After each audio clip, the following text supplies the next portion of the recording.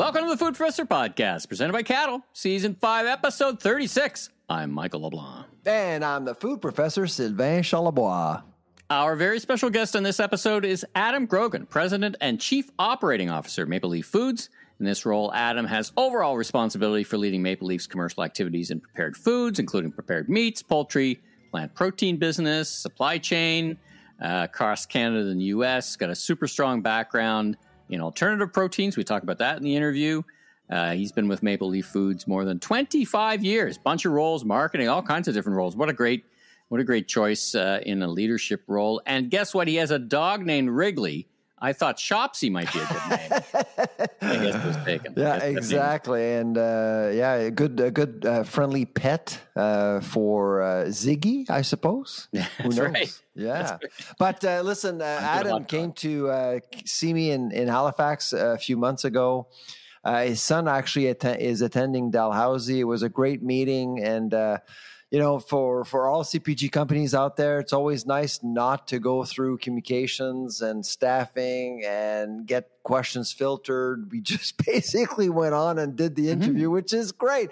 But the takeaway for me is that Maple Leaf Foods is a much more complicated company than I thought. I thought it was just a basic protein company, but it's a CPG company looking at which carries several brands. So quite an exciting time for the company.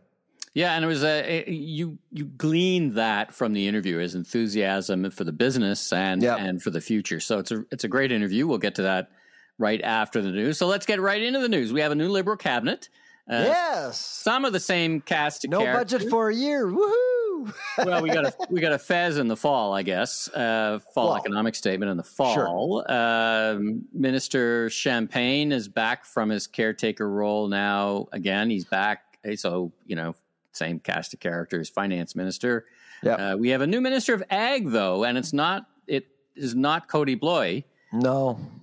Who was what we'd call him, the caretaker minister of ag. And we got a new minister of AI, which I loved your comment. We just have a minister of intelligence. That would be a very good start to begin with. All right. So what did you make of the cabinet? And of course, importantly, what did you make of our new ag minister hailing from the great province of PEI? Yeah. So first of all, thank you to Kody Blois for his service. Obviously, he was serving as ag minister for just a few weeks. Basically, I am disappointed that we're not seeing him back as ag minister. Why? Well, he knows the industry. He has guts, youthful, open-minded. He almost offered a non-partisan approach to the portfolio, and I thought that's what the government and ag needed, really. We had a great discussion with Kody. He was very generous on our Chorus radio show, Bite Size. He came right off the campaign trail. Yep. He won his seat in Parliament. I was kind of disappointed. I enjoyed the conversation with him. And but now actually we do have two cabinet ministers coming from Nova Scotia, and we're only 1 million people. So I get it. I understand why you couldn't get a seat there. And of course, when it comes to ag, PI is often an interesting place to get an ag minister. And that's exactly what happened again. Lawrence McCauley came from PI, and now we're getting a new ag minister from PI again. His name is Heath MacDonald. My understanding is that he does have a farming background. So you understand farming. And frankly, PI is not well known across the country, but it has a really outstanding program called Canada's Food Island, and the new minister actually understands that model. And if there is something we can learn from Canada's Food Island, is how the island brands itself not only to islanders but also to the rest of the country. So I'm looking forward to see him in action. I'm hopeful that he'll provide some well-needed leadership to the portfolio. Of course, the other minister that I think is important to recognize for the portfolio for agri-food is transportation. And I went to Chrystia Freeland, which some people may remember. And so that was an interesting pick. Interesting pick. I think there's a lot of skepticism out there. I think it's fair to say, because she doesn't own a car, basically, and transportation may not be a natural fit for her. So typically, when you get transportation, well, I don't think you've got subject matter expertise as a fit for cabinet ministers. I mean, no. Champagne's not a finance guy, but I never saw it coming. Well, if Freeland was going to join cabinet, and I was hoping that she wouldn't. But she did. It would be revenue or transportation, and she got transportation, which is really behind the scenes, right? I mean, one of her challenges is communications, and to the degree that knowing, and she has. Let me give you the pros and cons, and you see if you agree. I mean, the pro is she has pretty good relationships. I think you might agree with the provinces. I mean, I know Doug Ford and other provincial leaders liked working with her. That's obviously very important in transportation, right? We're talking about transportation in the country, knowing the treasury, knowing finance, getting this country moving. But for ag, transportation is problematic on both ends of the country. Really, it's not just Ontario, and I'm not entirely sure how her relationships are with premiers, either in the Atlantic or Western premiers. To be honest, that's fair. I thought that the decoupling between U.S. relations versus international relations was really interesting, and frankly, I think important to do. So Dominic LeBlanc, it will be taking care of U.S. relations, which I think is a good pick. Because he has a good relationship with Washington already, and they know him. And the other good appointment, I think, was Anita Anand, who was planning to spend more time with her family, but I guess she wanted more.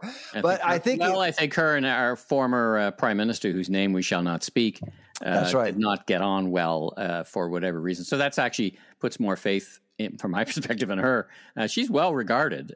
So I think that was and she was born in Nova Scotia, by the way. I'm not sure if you knew that. Yeah. I didn't know that. And so her family's here. She moved obviously outside of the province quite a long time ago. But I think that for international relations, I think Anita Anand will be very effective. And we need help for India, for China. We have a trade war with both countries. We tend to forget that because the U.S. tends to occupy a lot of space in a news cycle. But for farmers out there, they need some sort of resolution with both India and China in particular. And so I'm hoping that Anita will be able to deliver there. And lastly, of course, Melanie Joly is going to be looking at interprovincial trade barriers. And so I do think that this is a portfolio that fits her well. And of course, when you think about industry, being in Montreal, being in Quebec, and we all know that Quebec is a bit of an issue when it comes to interprovincial trade barriers. I think that I did see that appointment as a good thing for Canada. I was disappointed, or I wanted to take your temperature on. I didn't see a lot of appointments, not that there's a lot of ministers to appoint from the West. Now, I didn't go through it line by line, but, finance is Quebec, Joly, Quebec. We got the Atlantic provinces. I was looking for more representation from where it's needed and where we've been ignoring way too much, and that's the West. What are your thoughts on that? Yeah, so obviously it's slim picking for the Liberals, but at least they actually have MPs in all provinces. And so that's certainly one thing that the Liberals do have that other parties don't have. But for regional representation, I think cabinet actually does its job, but do recognize that we basically have almost 40 people. It was sold to the Canadian public that this is a smaller cabinet. It is not a smaller cabinet. It is a larger cabinet than Trudeau. Because he brought back a two-tier system in the terms of the cabinet. That's right, but I mean, it is. I mean, you can actually have meetings with all 40 of them, or minus secretaries of state, but it's still quite an imposing cabinet, and they were all sworn in, all of them, yesterday. So it was actually quite a lengthy ceremony, by the way. At least I watched some of the ceremony. I did not miss the long, lingering looks into the eyes of the last administration. But the one thing that I really appreciated is that the ag minister was not last to be sworn in.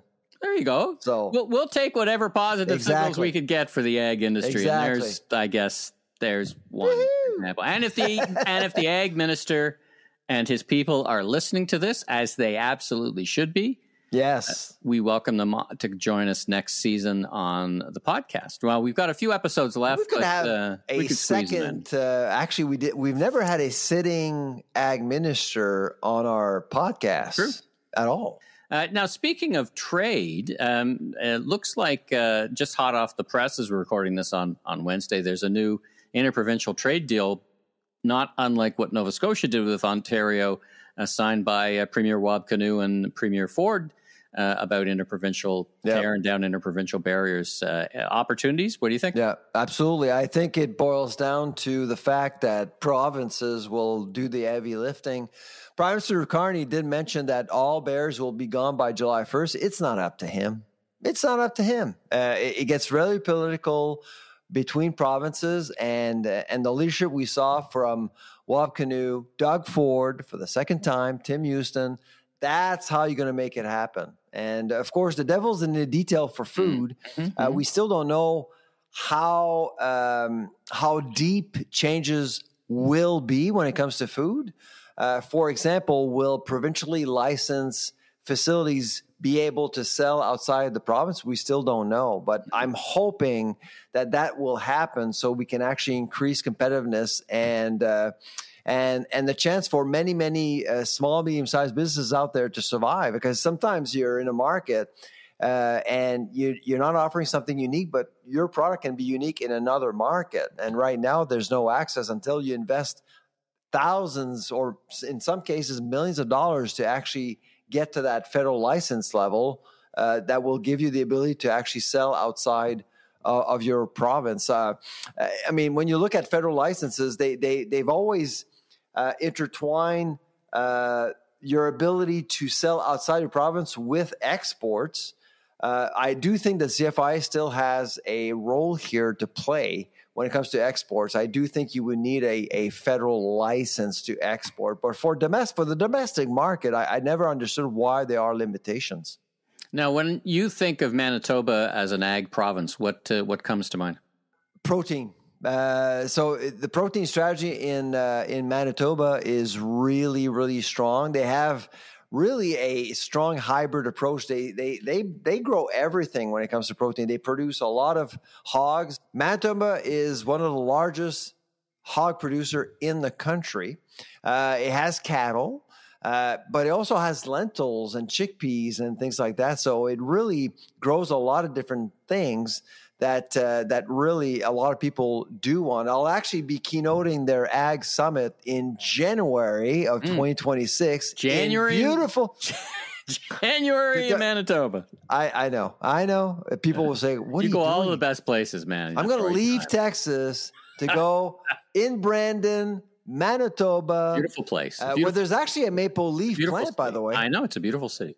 It's a beautiful city, so I'm looking forward to it. Brandon, shout out. I don't think I'll be jogging in the morning at -30, but hey. Hey, listen, you want Four Seasons, you're going to have to fly to get them because they don't have them all that much in Texas. So. Exactly. Absolutely. All right. Speaking of America, let's continue with the headline. So interesting news, U.S. food inflation went down, not up. I know. Now, they don't bring in much food from China. And is it the case, I wanted to ask, that a lot of their food was already on the shelves, and or, of course, we're not seeing any implication of speaking of great Canadian provinces, Saskatchewan potash being priced in this early with a tariff? Yeah. Or is the U.S. ag business just too big to fail? What are your thoughts? Well, so first of all, I was surprised. So it went down from 3 to 2.8% in April, which is... I think it's an indication that the American economy can deal with geopolitical shocks. It's massive. It's competitive. It can adjust. There is some population density in the United States. The market is affluent. These are all things we don't have in Canada, which is why the counter tariff game is so dangerous. So if we want to hurt them, I do think we need to approach this a little differently. But to me, really the big danger is the fact that America can actually go at it for a while without hurting its own consumers, because the logic here is if you actually go with tariffs, you will hurt your own. But that's not exactly happening right now. And the Fed, last week, the Fed didn't even raise or cut rates in the U.S., which means that while the central bank in America believes that the economy is actually still doing quite well. So I know there's a lot of noise out there condemning the Trump administration's approach to trades. But when you look at the data so far in the last few months, the economy is doing incredibly well, much better than in Canada. And if you look at the Canadian dollar versus the US, we're still hovering at around 71 cents US versus $1 Canadian. So I do wonder if Ottawa assesses this situation appropriately so we can actually deal with this trade predicament. A couple of quick thoughts. One is we know in talking to American brands and watching the news that there's a lot of former exporting not happening. USAID, billions of dollars of farm product not being exported. There's probably some soybeans that are not exporting. Are those perhaps being used up internally? And have you observed the commodity prices go down that might, in the short term, help bring that inflation rate down? Certainly the price of eggs has gone down. Yeah, no, absolutely. So overall, commodity prices are a bit depressed, and I think that's helping a lot. Sure. And so we're actually in a downward cycle for a lot of different products: soybeans, maize, wheat, except for livestock. Livestock is the exception. So cattle and hogs are up. But most of the time, even lobster is down. It's at about $8 a pound at the dock there. So which is low compared to say $15 a pound. Sure. So across the board, so that's helping inflation for sure. But again, you do wonder. I mean, because at some point, everyone thought, well, the American consumer will scream and yell at the White House because they're going to pay more at the grocery store. It's not happening. It's not happening. So yet.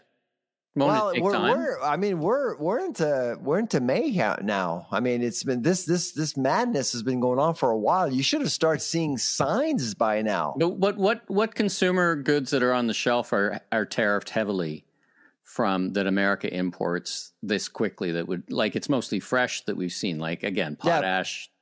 Those tariffs on that. There's tariffs on. Well, you got tariffs on Canadian products. You got tariffs on. They actually buy for $33 billion worth of food every year. That would actually make a difference, wouldn't it? You know, and of course, China is a big importer. You got Mexico with $55 billion as well. They're facing tariffs too. Wouldn't that make a difference? Yes.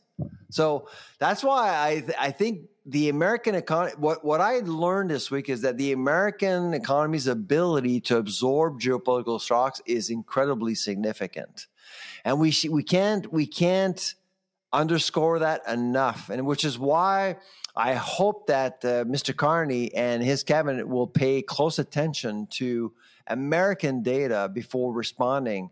Because right now, what we're hearing this week, and I know you wanted to talk about it, Pierre Bank, the CEO of LeBlanc, is warning Canadians that prices are going to go up due to tariffs, counter tariffs implemented by Ottawa. And I think he's right. He's right to warn Canadians. I know that a lot of Canadians out there will say, well, it's Pierre Bank, LeBlanc. It's just a spin. He's ahead of food inflation, so he's not blamed for it.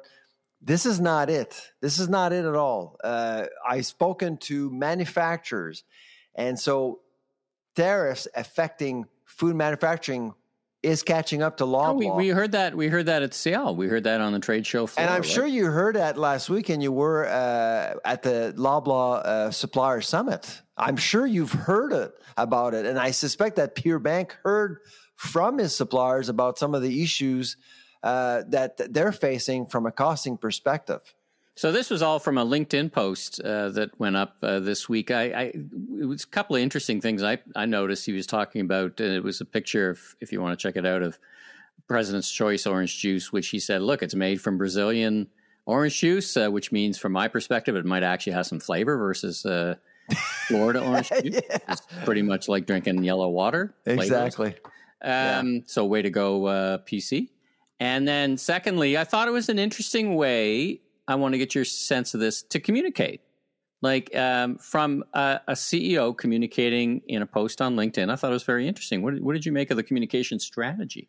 It's a safe place for him. It's a safe place for Loblaw. LinkedIn is mostly a business audience. People will understand. It's a friendly audience. So you're basically supporting a message with sympathetic friendly business audience. Like business oriented is what you're. But you saw again the Canadian press butchering his message today, writing a piece saying, you know what, it is Loblaw, and they called a UFT prof basically challenging Peer Bank, challenging Loblaw, using his authority and spinning the reality that perhaps margins are up or something like that. It's just.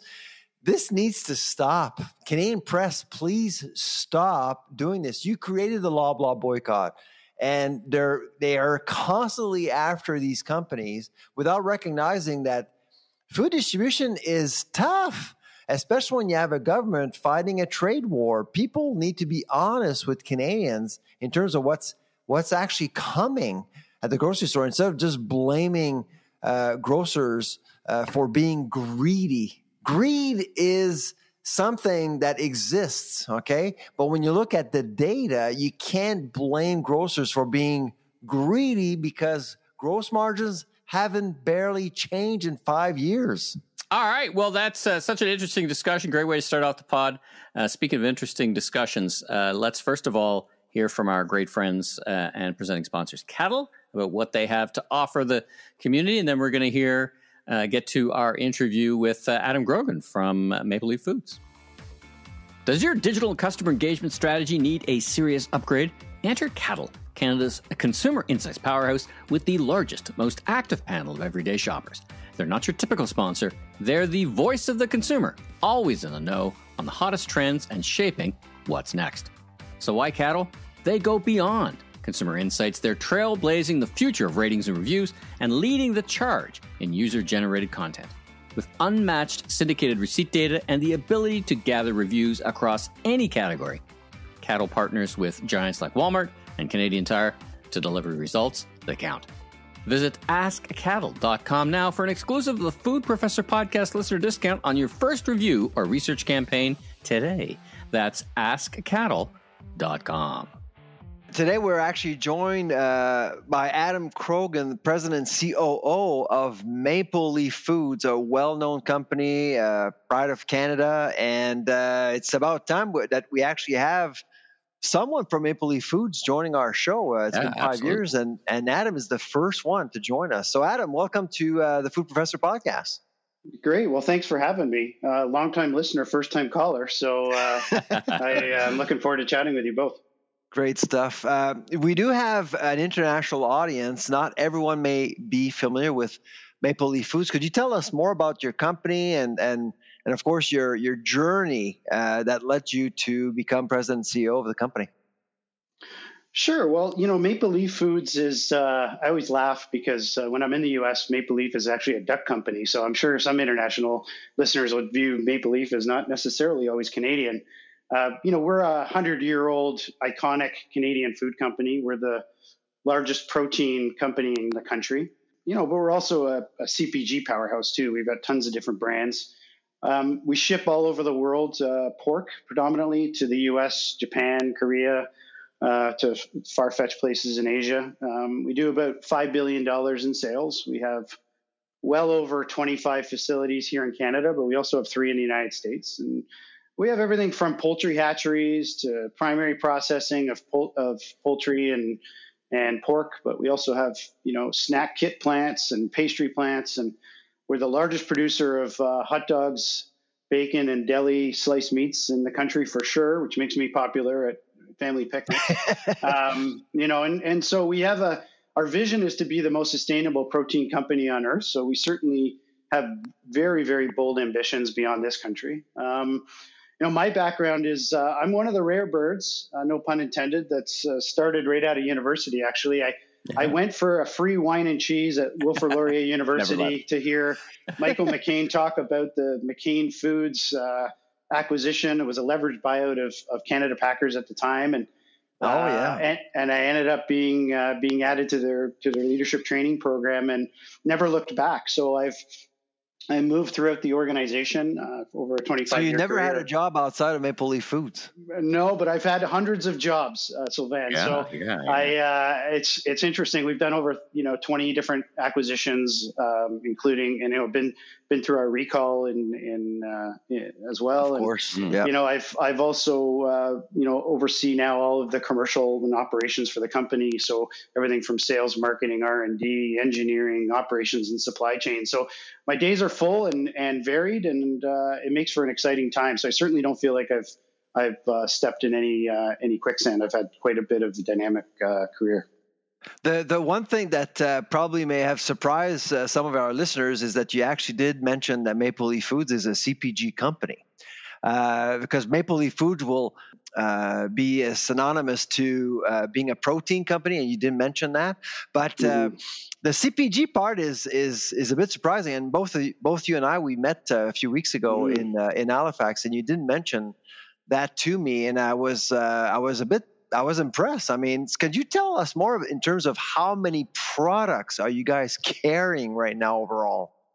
Well, products, our operations team would tell me we need less, but we have thousands. Some of the brands that you would think about are everything from Tender Flake lard to, out in the Maritimes we have Sunrise and Larson, and in the West we have Burns and Mitchell's, and here in Ontario, Shopsies was a famous brand, but we obviously our cornerstone brands are Maple Leaf, Schneider's, Prime Poultry is a big one. We've recently have our Greenfield Natural Meat Co. We're in a little bit of everything. We've we invest quite significantly against those brands, and and your point of view, Sylvain, is not lost on us. We're actually right now have announced a spin out of two independent publicly traded companies. One will be that's right. Canada Packers, going back to the original name, which will be a global leader in sustainably produced pork, value-added pork across the world, and Maple Leaf Foods, which will remain a purpose-driven CPG powerhouse with more investments to come. So they're both really well-positioned companies, but I do think a lot of people, particularly in Canada, would think of us as a primary processing meat company. You're talking about investments. I mean, you clearly have invested heavily in processing in recent years, and I'm thinking obviously about the new plant in Hamilton, and also in London that is now open for poultry. Those are the kinds of things we need to see more of in Canada, and I know you've been heavily involved in some of these projects. Would that be your biggest accomplishment in the last 2 years or so, or are there other things that you're really proud of?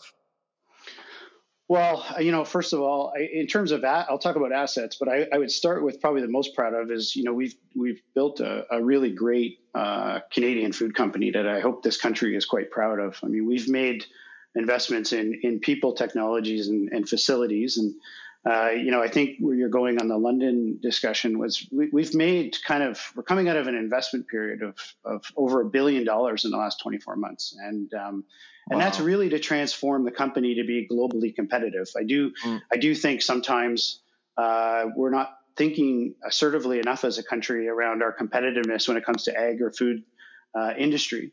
But we've built a state-of-the-art facility in London, which we can talk a little bit more about. We just made a massive investment in Winnipeg, Manitoba, in a new pre-cooked bacon facility, which is a center of excellence for bacon in this country. And then we have some new assets in Brampton, Ontario, where we've put a new battered breaded poultry line that's quite advanced. So we're making significant investments, not only in our assets, but also in our sustainability agenda. We We have the largest raised without antibiotic pork business in North America. Certainly the largest of RWA raised without antibiotic poultry in Canada. So in terms of investing in world-class assets, technology, automation, I certainly think we have lots of runway, lots of way to go. We're so always hard on our own selves, but we've done quite a bit. And I think, the probably the most excited I am is really around the people and the people. We've got one of the best world-class health and safety and food safety records anywhere in the world. And so you put that combination together, we think we have a really bright future. Let's spend the time. Let's change track a little bit. Let's spend a bit of time on consumers. Boy, we've all been through a lot for the past number of years, and whether it was the COVID era and now the whole tariffs and all this stuff. I mean, but through line seems to be food affordability. People focused on trying to afford the best product for their families. How do you manage and how do you think about that in terms of managing, let's say, input costs or volatility of those input costs, feed or whatever it is, and all the different inputs? Is it mastering it with productivity enhancing tools like technology? Is that help? And then, how do you think about brand loyalty and what its role plays in food affordability and having consumers choose your brands when they're at the grocery store? It's pretty clear. I spend a great deal of my time in marketing and spending time with consumers. And I will tell you, we're in uncharted waters here. Consumer is certainly under a great deal of pressure. The industry has been impacted by inflation from all sorts of different reasons, particularly from meat costs. Recently the weakened Canadian dollar. And I think the advantage we have is we do try to leverage the scale and scope of our portfolio, to provide value. We think about, we've got discount brands that we're really focused on around, everything from fixed price programs. Consumers just want to know what something will cost. So the ability to put pricing front and center, look at different options. We do a lot of product design to try to hit design to value for consumers. But everything from our marketing, we've even adjusted some of our marketing investments in things like as simple as meal deals and special offers, and trying to help, provide solutions for families that are really struggling with affordability right now. And that's obviously something that's front and center. But we are also, very sensitive about the fact that, consumers at the end of the day want food that tastes great too. So we can't lose sight of that. And, food needs to taste great. It needs to be culturally relevant, and certainly thinking about value in all sorts of ways is certainly something that we're spending a lot of time thinking about. And that could be through productivity, could be through product design, could be through some of these extra special offerings and deals that we provide to try to make sure that we meet consumers where they are. I describe the COVID era as a bit of a jump ball moment for brands. In some ways, brands like yours, in other words, for first time in a long time, consumers were like, I'm open to choosing different brands. Have you found that a behavior that has continued, that I find that people are shopping at more places during the week. And some of that's deal seeking behavior, but it's also an openness to a more openness, I think, amongst Canadians to try new brands. Have you seen the upside and maybe even a bit of downside to that? I think you see that quite a bit, particularly at some of the younger generation who doesn't necessarily have some of the ingrained cultural or traditional reference points with brands. That they seem to be certainly way more open to trying new things. Lots of new Canadians, right? We've had lots of new Canadians that So you see that quite a bit, and so it's incumbent upon a food company like ours to tell those stories. For example, we have a brand that was based out of Montreal called Fandino Mondello, and it started in Montreal, and it's got a history of making great Italian meat products that we get to tell the story to consumers who may not necessarily think about that brand, never even heard of it before. We have a brand called Minna, which is the number one halal brand in the country. People would be very surprised. And there's opportunities to tell the story and share. But I certainly think consumers are looking for discovery, particularly flavors are a big thing right now, where they're the palate of Canada has certainly has changed forever in terms of what's been influenced by, and I think that's a good thing. And I applaud a lot of these startup brands that are in our space as well. I encourage them, frankly, to push us to be even closer and move with even more pace on some innovative new solutions for consumers. So that's not a new thing. I think it's certainly an emerging thing. It's something that we're giving a lot of time to. Fantastic. Just as a bit of a brand guy myself, I love your Greenfield Natural Meat Company brand, like from start to finish. The name, the positioning, the packaging, it's really fantastic. So congratulations on that. Let's shift gears yet again. Let's talk about plant-based. So you were, as an organization, quite bullish, as I think we all were on the trajectory for plant-based. I mean, you took a spin to the U.S. For a couple of years, right? You just got back to Canada running some plant-based plants. And what do you think of the category growth? Has it flatlined? Was it over exuberance? Has it met, or am I wrong? Has it met expectations? What's your perspective on how plant-based is evolving? Well, I would say that it's a tale of two tapes here. I mean, plant protein, you're right. I've spent the last 4 to 5 years of my career in that space, and we made some significant investments in.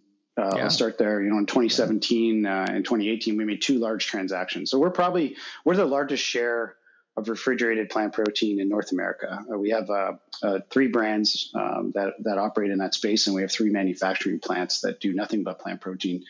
And so we're long on it in terms of if you think long term, and we think that look, consumers' appetite for protein is insatiable right now. And I always take a step back and think about personal anecdotes. I got a son who's 16. I was telling Sylvain the story. And, if I'm looking for fast food, the first thing comes out of his mouth is a falafel. So, the future of consumers, particularly younger consumers, they crave more protein. They're agnostic to the source. But definitely in the short term, let's face facts. There's been a bit of a step back in plant protein, particularly, it was really lots of investment. A lot of venture capital came into the space. I think there was a lot of poor food out there, frankly, that sort of turned some people off. But at the very beginning, yeah, absolutely. Yeah. And I think that's unfortunate. But I do believe fundamentally that, it's the future, that proteins and mixing proteins and maybe having a falafel 1 minute, to use my son's example, or having a tasty sausage or a hot dog the next, it's going, for the next generation, it's going to be a bit of a protein first mentality with a plant protein and meat protein playing a big role. And given this country, let's be honest, we're one of the largest producer of pulses and legumes in the world. And it's been covered on your podcast. So we have a big opportunity here in this country to provide plant-based solutions for the world. And so we're excited about it, to be honest, but it's, there's been ups and downs. It's not different than any other market. Sure. Last question for me, and then I'll pass the mic over to Sylvain. Let's talk about what consumers understand or know about food inflation as they would understand it. Could the industry do more as a community to, I don't know how much more they can do, but not for lack of trying. But I think there's communities out there that want to tell different stories about why prices go up, and they're not always correct. And do you fight back on that? Not aggressively, but how do you structure a communications regime that kind of goes at the real causes for these things that the everyday consumer can understand and commiserate with or just at least appreciate?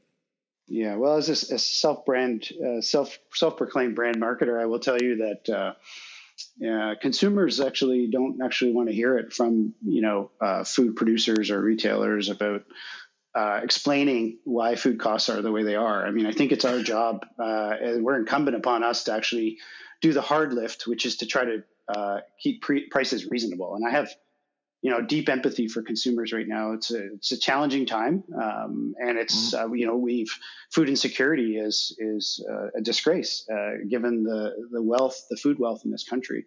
So we take our job quite seriously in terms of building efficient food systems, which has been something that's come up post-pandemic. I think people got a sense for that. We've got to face the truth. There's a lot of geopolitical uncertainty, the supply chain disruptions globally, droughts. There's a number of factors. And in the end, the consumer just wants great tasting food at a price they can afford.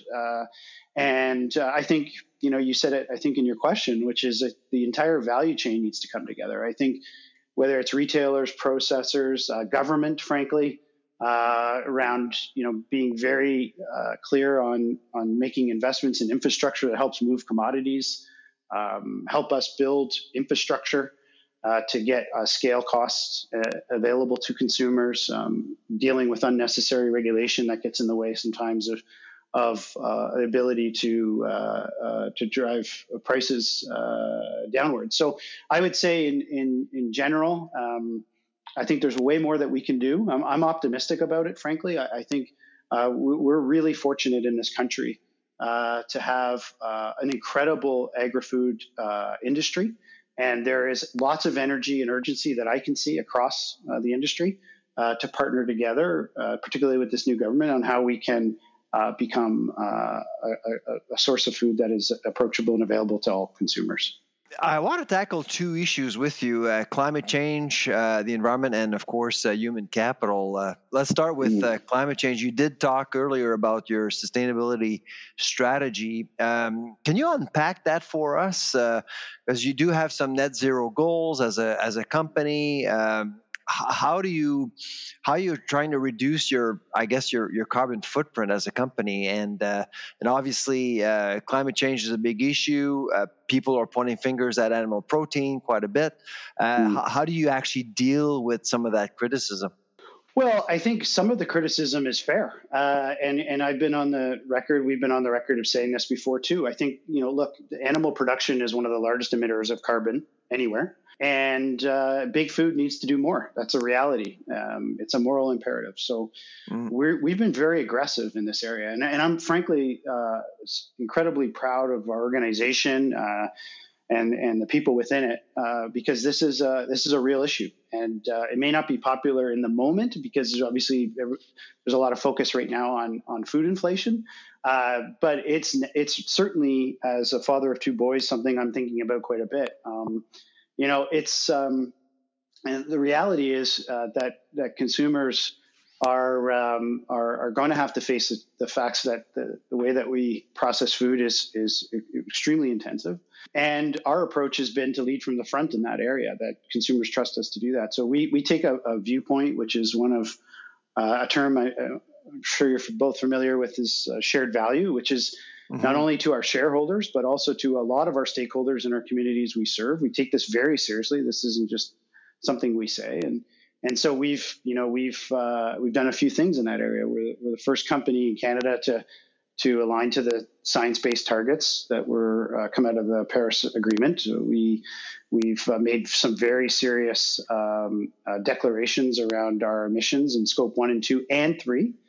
To reduce those, and we report on that quite extensively, our progress in that area. And we're the first major food company to be declare carbon neutrality in 2019. And that forces us to put our money where our mouth is, because not only are we really pushing for reduction, but where we cannot, we're trying to offset that with really high impact, high quality credits, which is a financial investment every year.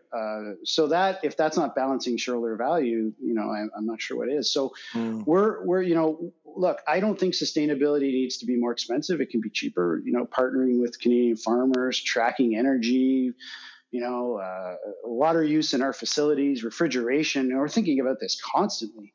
And so not only is it a moral imperative, but it's good business. So, this is something that we feel quite passionately about. Hopefully you can hear that in my voice, but, we're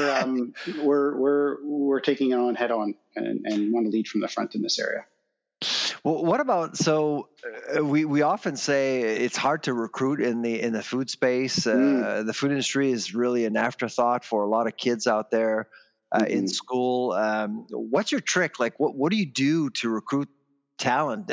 When you started, you showed up at Laurier at an event where Michael McCain was speaking. Is that what you're still doing, or are you? What's your goal, and what are the strategies to actually recruit better people out there? Well, yes. It's interesting. I started that in that management training program all those many years ago, and we continue to do that today. So we're one of the larger recruiters on campuses. I'm sure you'll have me at Dalhousie soon.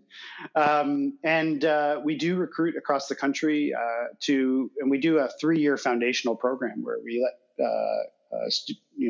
new graduates go across the organization, and we think it's one of the best programs in the country. Frankly, it gives people, when you're 22 years old, you may or may not necessarily understand exactly what you want to do in life, and so it's kind of a real life MBA, is the way I describe it.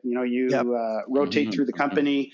You can be in finance, you can be in marketing, you can be. I just sat down with someone in IS, actually was bringing me up to speed on AI. And she was in the management program. So we do that. We see actually some of our executive 2-day on our directors and officers in our company have come up through that program. So that's something we're investing in. The reality is a lot of the multinationals are leaving this country in CPG and in food. And so the training and development is left a huge void. It used to be the Proctors and Crafts of the world would have these extensive and exhaustive training programs. So we do a lot of leadership training we have a partnership with the Ivy School of Business, really investing in future ready leaders. In our facilities too, you talk about recruiting, even in our frontline staff. I was in a plant in Bradford last week, and we actually translate in 16 different languages the food safety and quality standards in the facility. So, recognizing that there's a bunch of new Canadians is also that we can attract to the industry and work in our facilities, and making that a really great place to have a career is something we also pay attention to. And then lastly is really around engagement, and providing an inclusive workplace. Everything from how we treat our employees to the safety and well-being, food safety, all those things are really a big part of our value proposition to those that we look to add to join to our company. But we really try to reflect the country we serve and create a great place to have I'm the prime example of that. I have a 25-year career where one day you can start it in one area and ultimately help lead the company in the future. So there's no proof better than that, I guess. Last couple of questions for you, Adam. Thank you. You've been very generous with your time. You mentioned this tripartite, so to speak, of industry and grocers and governments. Let's talk about governments for a minute. We got a new government federally. In fact, we've got a new government in many of the provinces. Is this an opportunity for us as an industry and governments to come together again and review, a wide range of everything from packaging to interprovincial barriers to all the things that hold us back? And, I'm sure you wouldn't be an advocate of freewheeling around regulations or labeling, but have we gone too far in some places? Is there opportunities for better productivity enhancements through better, smarter regulation that you could put your thumb on?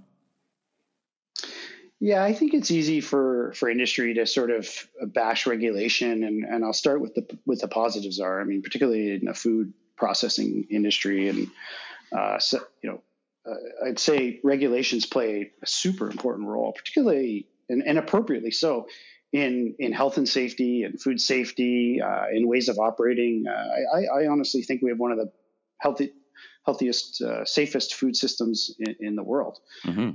So I think first start there. I mean, I think that's a super positive, and it makes us better every day, frankly. Globally too, right? Because it makes you're an exporter. That the brand Canada stands for something around food safety, right? It does, and there is, and the entire industry protects that ferociously, because you're only one situation away from having any the entire brand of the country be impacted. So that's something that I think we ought to be proud of.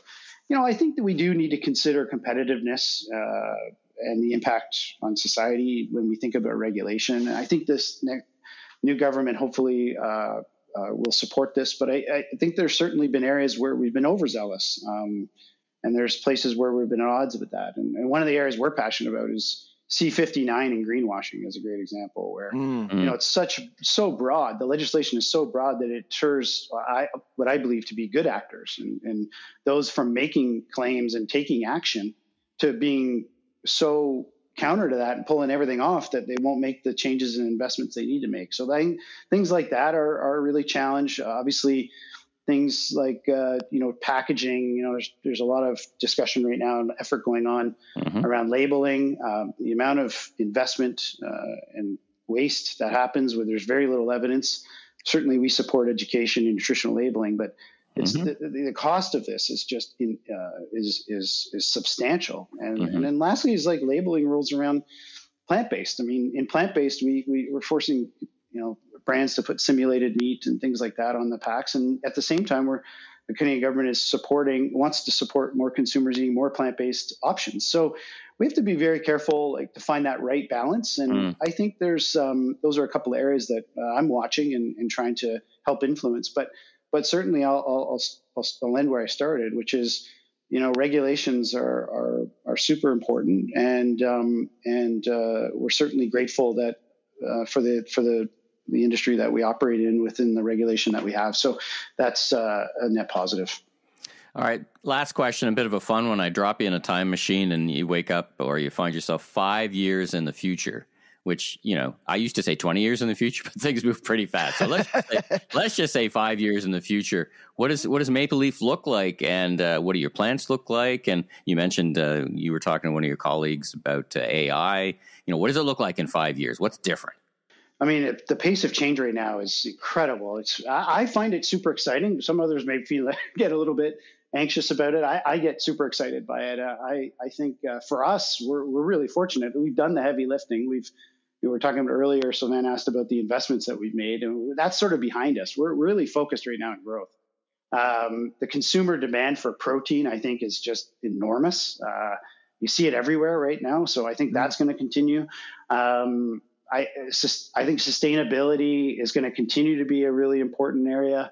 Obviously, the investments in automation and some predictive analytics to help us operate more efficiently and better push us really hard on how we can even operate even more efficiently, I think is really true. I think, for us, what I'm excited about is we're really well positioned. I think to be declarative, to be the most sustainable protein company on earth, it's lofty. But I'm excited by it because I think I'm really hoping to help create, Maple Leaf Foods to be a company that we're proud, really proud to call truly Canadian company that has a real impact on the global stage. So from that standpoint, it's hard not to be excited. And I always tell everybody when they started our organization nowadays, I always say, good news is you started the best day you possibly could. So I'm net positive on it.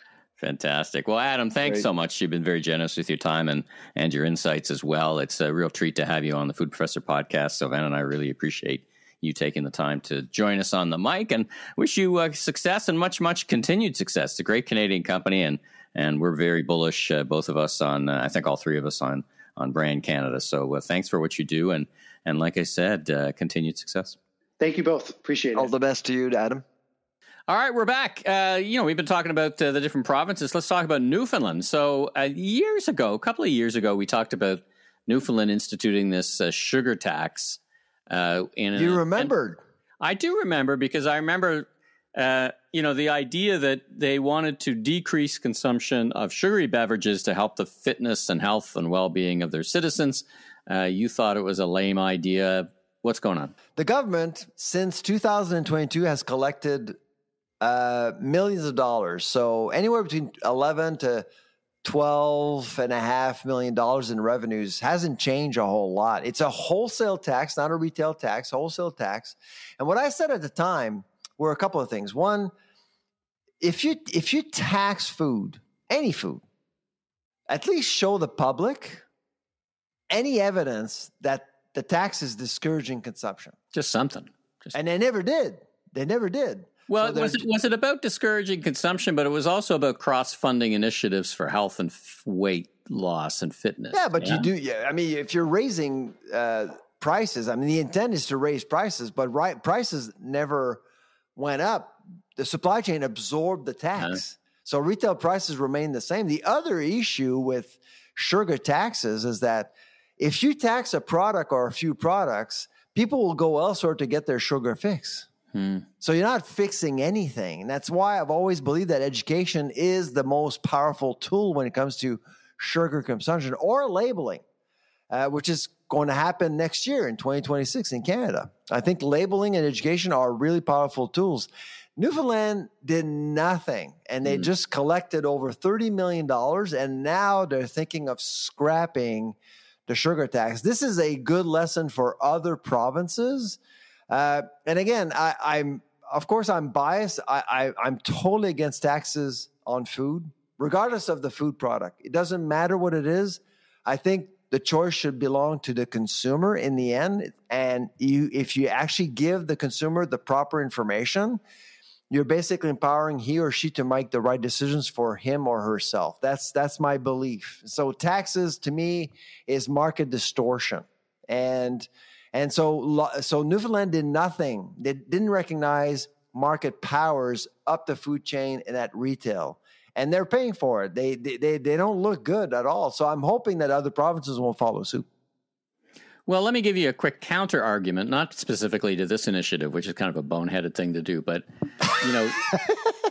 if we look at, let me pick on two of your points. One, if we look at the history of tobacco consumption in Canada, one of the chief ways of eliminating tobacco and smoking among youth was just raise the price through consumption tax. And two, your assumption is that the people buying the product are rational actors whose minds are developed enough to make those conscious choices, which was clearly not the case with cigarettes, clearly is not always the case with youth. And maybe there is a role to make sugary beverages, if somebody decides that those things are leading to bad health outcomes for the rest of their lives, to tax them out of existence. What do you think of that argument? It's an argument. I don't buy it, to be honest. I actually do think that people are reasoned, impulsive perhaps, but reasoned. And again, it's out of respect for consumers. They get to decide. But at the end of the day, it is food. And to me, a moralist government tends to do stupid things. And basically, when it comes to food, do you want your government to start picking and choosing winners and losers when it comes to dietary lifestyles? So you just use the example of a cigarette. A cigarette is a cigarette. It's just one product, and it kills people, okay? No matter how many cigarettes you actually take, it will affect your health negatively. Soft drinks, you can actually drink soft drink without affecting your health once in a while. In moderation, you can actually enjoy a nice soft drink if you want to. I actually drink soft drinks once in a while. I don't drink them every day, but once in a while, I enjoy a soft drink. And so to me, moralist governments tend to be incredibly dangerous because they tend to pick for consumers. Well, let's transition to another government choice in terms of funding, Aspire Foods, which is the largest cricket farm in the world. Now, listen. What a mess. On one dimension, we've had lots of guests. It's bugging on me. The show. Yeah, it's creepy. We've had lots of guests on the show who, in the course of the conversation, has said, listen, I need help from the government, whether it's Export Development Company, whether it's BDC, whether it's FCC, Farm Credit Canada. I need someone to make some choices to help us grow. Now, if I stood back and said, is cricket protein the future? There's some argument around the world that insects are a fantastic source of protein, and it was not a bad bet to make that we would invest in a cricket farm. You got to make some bets. Eventually, you got to make a business case. So this one has not worked out. It's gone into receivership. What are your overall thoughts? Was it a bad strategy to begin with? Are you in favor of government supporting entrepreneurs with new ideas, or are you worried that they're picking and choosing, and you want the market to play the role? I think so. First of all, I'm not against the plan itself. I was concerned about scale. I mean, it is the largest cricket farm in the world. Why the hell would you do that in London? That's one thing. And why the hell would you do that with public funds paid for by Canadians, and most of them don't want to eat bugs? So you can see we're an export country. I mean, No, but you can see the PR challenge right there. I mean, at the end of the day, it was not well sold to the Canadian public. And keep in mind, $9 million went to that plan, plus FCC's involved, Farm Credit Canada, which is a Crown corporation. So you and I have invested in this. I think over $40 million, and there's still about $30 million owed to FCC right now. So I do think that they got overly excited by the scale of the project. I think they should have started small and grow the business over time. And frankly, I think management was an issue. I've actually spoken to a couple of people in the last few days, and I've been told certain things that really wasn't overly reassuring to me when it comes to management and decisions that was made to run the plant. The problem that they have in London is that they've built this massive plant. I think they spent over $100 million to build it. You can't convert it into anything else. You have to make bugs. Now that we have the plant, it needs to survive. It needs new management. And I'm hoping that the restructuring will actually be successful, to be honest. I actually think that there is a market for crickets. Yes, you can actually make good fertilizer for lawns with crickets, good pet food, livestock feed, and things like that. It has to be sold in that way. You can't go in, invest millions of dollars and say, humans, one day you're going to eat bugs and you're going to like it. It's not going to work. Well, I think Have you ever eaten bugs, like, voluntarily? Well, no, of course not. We're not a bug. I have. I'm not a bug. I have. I'm not a bug eater. But I did it for fun. I wouldn't do it every day. Yeah, but if you mixed it into your protein drink and it gave you more protein and you're saving the planet, we got to walk our talk at some point. Like maybe it's a good thing. I don't know. In some parts of the world, it's cultural. Right? It's cultural to eat bugs, but in Canada, it is not culturally accepted to eat bugs. In some parts of the world, maybe they don't have a lot of protein sources, and they do not have a lot of protein. But we do have a lot of protein. We're blessed with a lot of options here in Canada. So why would you settle for bugs when you have a nice steak, nice juicy steak, cooked on the Last Request barbecue show? It's true that I'm talking to the chef of the Last Barbecue Show. Why the hell are you selling me bugs? Well, listen, man. Anyway, listen, what a great episode. Lots going on each and every week. Congratulations to all the new ministers. Please do Canadians well. We're counting on you because these are interesting and sometimes difficult times, but a land of opportunity. So if any of the ministers are listening, do a good job for us. Absolutely. All right. Let's leave it there. I'm Michael LeBlanc, media entrepreneur, retail consultant, chef on a Last Request barbecue show. And we had a great radio show, Bite Size. We're wrapping it up. We just wanted to do a pilot and see how it goes. So one episode left of Bite Size. If you happen to be around Chorus Network this weekend, we got a great episode talking about life on Mars and what it takes to feed the planet, to learn some lessons for the rest of us. So anyway, tune in to Bite Size on the Chorus Network for the last time for now. Anyway, and you are? Exactly. And I'm the food professor, Sylvain Charlebois. Safe travels, everybody. Take care.